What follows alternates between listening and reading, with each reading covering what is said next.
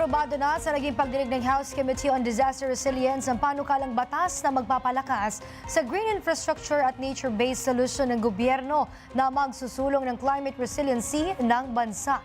Kumuha tayo ng update mula kay Bien Manalo, magbabalita live mula sa Batasang Pambansa. Bien! Princess Hinimok Nakbayan Party List Representative Sendanya ang ilang concerned government agencies, kabilang na nga dyan ang Department of Environment and Natural Resources na paigtingin ng paggamit ng nature-based solution sa kanilang mga programa sa paglaban sa mga climate-related hazard tulad ng matinding pagbaha, bunga ng lumalalang climate change. Sa pagdinig ng House Committee on Disaster Resilience, natanong na Akbayan Party List Representative Percy Sendanya ang DENR kung paano nito pinaiigting ang kanilang mga programa na nagsusulong ng climate resiliency laban sa mga sakuna gaya ng pagbaha at storm surge o daluyong.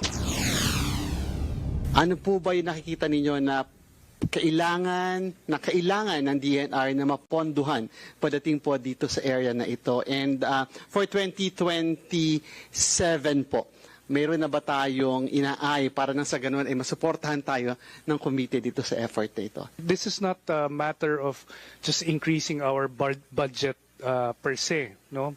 But we see from the last 3 years at least that there are certain sectors wherein when we fund them, no, it provides cascading impacts. And I'm a little bit biased here, but when we fund projects for basic utilities like water, no, it goes beyond just the provision of water, but the overall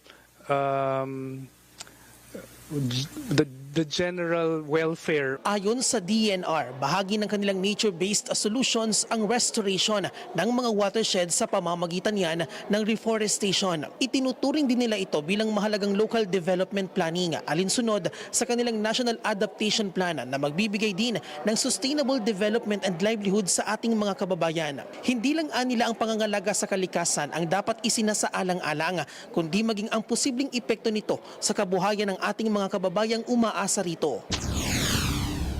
From the DNR's perspective, nature-based solutions can generate triple win outcomes, and of course, it addresses multiple societal challenges.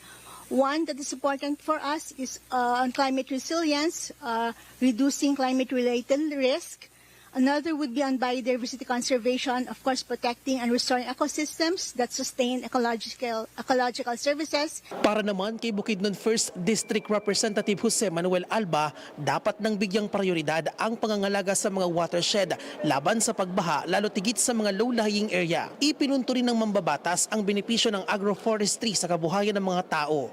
This is a very good opportunity for us to really revisit the way we, for the longest time, para kasing hindi tayo conscious with what is happening around us. Suportado naman ng ilang concerned government paggawa ng mga programang magsusulong ng green infrastructure at nature-based solution sa paglaban sa mga kalamidad at sakuna. At mula rito sa Kamara, balik sa Princess.